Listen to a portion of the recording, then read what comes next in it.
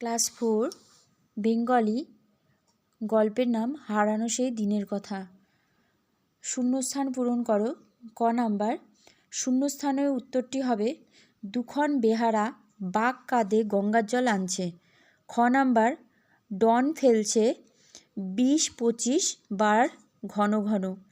গ নাম্বার পালকির চেহারা বদলে গিয়ে হয়ে ওঠে ময়ূরপঙ্খী। কাছি ধরে টেনে তুলল তার ডিঙি। এই রচনায় নাম্বার 6 এই রচনায় একই শব্দ পরপর দুবার ব্যবহৃত হয়েছে এমন একটি উদাহরণ হলো ফুলে ফুলে। এই রকম আরও দুটি শব্দজোড় খুঁজে নিয়ে লেখো। ক নাম্বার লিখেছি ফোঁস ফোঁস এবং খ নাম্বার ছমছম। চন্দ্রবিন্দু যোগে 5টি শব্দ খুঁজে নিয়ে লেখো।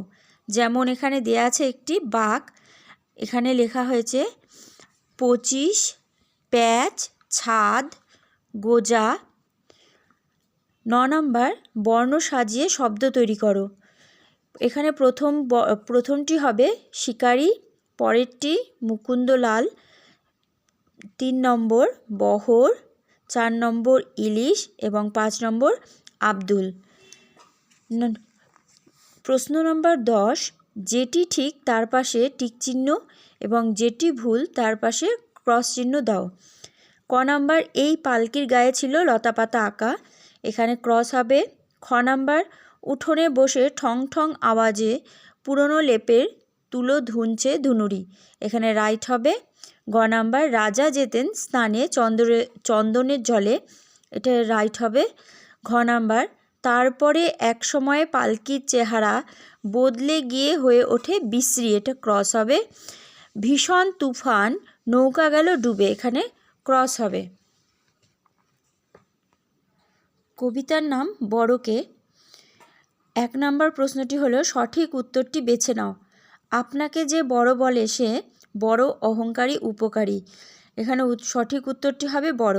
সংসারে বড় হওয়া কঠিন ব্যাপার, সহজ ব্যাপার, তুচ্ছ ব্যাপার, সঠিক উত্তরটি হবে কঠিন ব্যাপার।